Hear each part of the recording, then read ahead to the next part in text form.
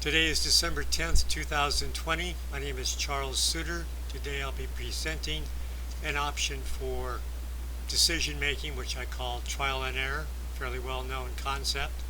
The main message is experiment to find the right answer.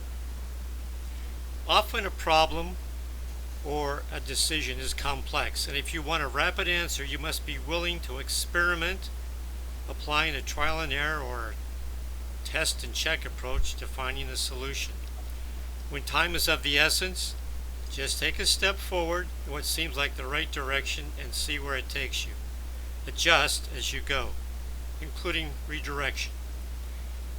Once you have a general understanding of the deficiency or gap between what you desire and your current circumstances, you can apply a trial and error process for closing the gap.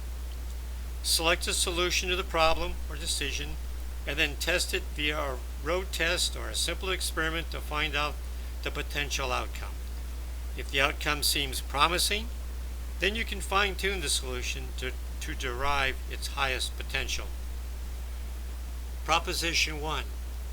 Select a few possible solutions to the problem. Research the problem to gain understanding of the deficiency or the gap between where you are and where you want to go, what you have or what you want. Imagine, brainstorm solutions for resolving the deficiency or the gap. Let the solutions incubate. In other words, put them to the back of your mind as you weigh and consider them subconsciously. Problems, when first discovered, are like an iceberg.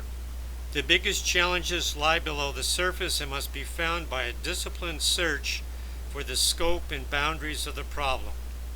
You will need to ask questions such as, what is and what is not the problem? A good problem description is useful for keeping the focus centered on the most important or challenging aspects of the problem. When making a decision, you probably have a notion to begin with of what you consider to be the better options. But if you have none, then you must spend time investigating what the experts consider the better options. Proposition 2. Simply pick the most promising solution and try it out.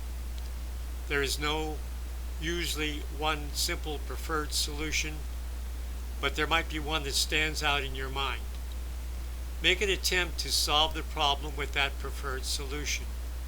Provide all the requisite inputs using a known process. In other words, give it a good first attempt. One of the advantages of understanding the problem you face are the insights regarding possible remedies.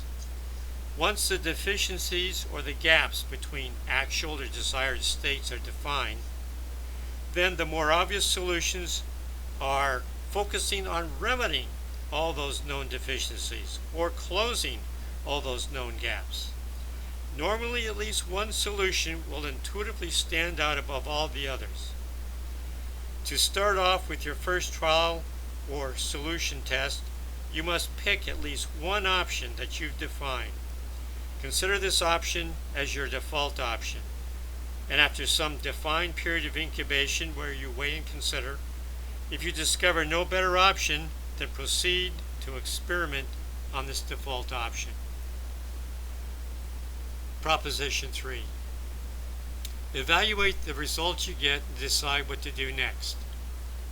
If the solution is adequate, or if the deficiency or gap is still unacceptable, then you need to make another decision. Define the residual gap. Redefine the problem as closing that gap. Then repeat the try-evaluate, or in other words, the trial and error process, until the outcome is good enough. When you supply the requisite inputs with an efficient process, you will get results, even if it's not necessarily the results you desire. If the early results seem promising, then you're advised to continue with the chosen solution. However, if the early results are not promising, then you might want to evaluate the road ahead and assess if further efforts are still warranted. The results to date are an early warning sign of what is to come. Whatever the results, you will learn more about both the problem and the possible solutions. By experimenting, you will learn what works and what doesn't. You may even find another option that is better suited as the solution you seek. Only action gets results, and even if it is the wrong action, you will learn what you need to do to succeed the next time. My final message: by trying the solution, you will break inertia. Inertia is the biggest killer of ambitions and aspirations known to man. Many people fail either because they don't take the time to understand the full nature and scope of the problem they face, or expect their first solution to work. Some problems are just harder than others and require more diligence to break what I call the solution code. Pick an option. Experiment. Otherwise, if you wait until an ideal solution comes to mind, you might end up stymied in your search for a reasonable solution, losing confidence and giving up hope. When inertia sets in, aspirations begin to die. By getting into action and implementing one of many possible solutions, using a trial and error solution approach, you at least restore movement, gain information, and rebuild confidence. That's all for now. Remember to stay positive. You'll be happier, healthier, and live longer.